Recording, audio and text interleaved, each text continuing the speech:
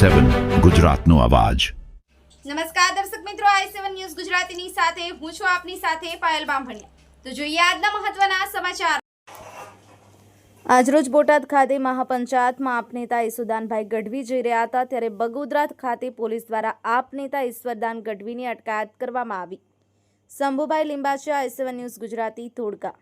આજે જે રીતે ભાજપ છે એના નેતાઓ ખેડૂતોને લૂંટે, કડદા કરે, ખેડૂતોના હકની કમાણીઓ છે, ખેડૂતો રાત દિવસ મહેનત કરીને ઉપજ લાવે, એપીએમસીમાં લઈ જાય અને આ કડદા કરીને ભાજપના કેટલાક નેતાઓ જે કબજા કરી લીધા છે એના વિરુદ્ધમાં અમારી લડાઈ હતી, જેને લઈને બોટાદ એપીએમસીમાં આજે મહાપંચાયતનું આયોજન કર્યું હતું।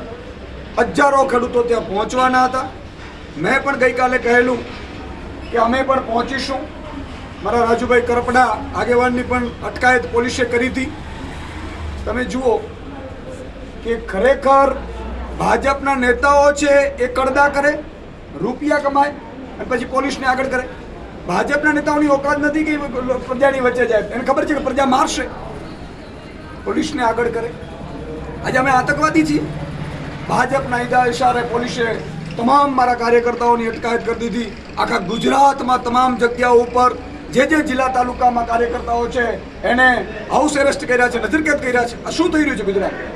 આવું તો અંગ્રેજ શાસનમાં પણ નહોતું। આજે ભાજપે 54 લાખ ખેડૂતોના અવાજને દબાવવાની કોશિશ કરી છે। હું 54 લાખ ખેડૂતોને હાથ જોડીને વિનંતી કરું છું કે અમે ઝૂકવાના નથી, અમે ડરવાના નથી, અમે ભાજપની પોલીસથી કે ભાજપની તાનાશાહી સામે લડવા તૈયાર છીએ। પણ 54 લાખ ખેડૂતોને મારી વિનંતી છે કે આ બોટાદ એપીએમસીનો ખાલી કડદાનો પ્રશ્ન નથી। આગામી સમયમાં અમે તમારા માટે તમામ એપીએમસીમાં ટીમો બનાવીશું। એ ટીમો ચેક કરશે, ગડબડ હશે તો તમારા માટે લડીશું, લાઠીઓ ખાશું, ગોળીઓ ખાશું, પણ ખેડૂતો એક થાય। 54 લાખ ખેડૂતોને આજે ગુજરાતમાં એક થવાની જરૂર છે। જ્ઞાતિ જાતિની ધર્મવાદથી ઉપર રહી અને ખેડૂતો એક થવું પડશે।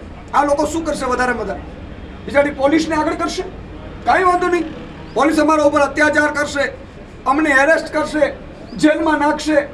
જેટલી એનામાં તાકાત હોય ભાજપને એટલું સંઘર્ષ કરવા અમે તૈયાર છીએ। આજે પણ બોટાદમાં મહાપંચાયત ભલે ઈસુદાન ગઢવી ન પહોંચે, પણ અમારું આયોજન છે, બોટાદમાં મહાપંચાયત થશે। બીજી વાત કે આગામી તમામ એપીએમસીમાં મુખ્યમંત્રીએ ખરેખર તો શું કરવાની જરૂર હતી? કડદા અમે બહાર લાવ્યા તો એને રાજ્યના રજિસ્ટ્રારને કહી દેવાની જરૂર હતી કે ભાઈ કડદા સિસ્ટમ બંધ કરાવો, તમામ એપીએમસીમાં ગડબડ થાય છે, બંધ કરાવો, તો કામ પૂરું થઈ જાય। ન કર્યું। જ્યારે મેં એલાન કર્યું કે મહાપંચાયત કરવાની છે એટલે તરત જ એના એપીએમસીના ચેરમેને ઇન્ટરવ્યૂ આપી દીધું, તો લેખિત તો ન જ આપ્યું। એટલે આખી સિસ્ટમમાં ગડબડ છે। મુખ્યમંત્રી લેવલથી આ પ્રશ્નો છે। અમારી એક જ વિનંતી છે કે હવે તમામ એપીએમસીઓમાં અમારી ટીમો જશે। આ હું એલાન કરું છું, મુદ્દો ઉઠાવશે।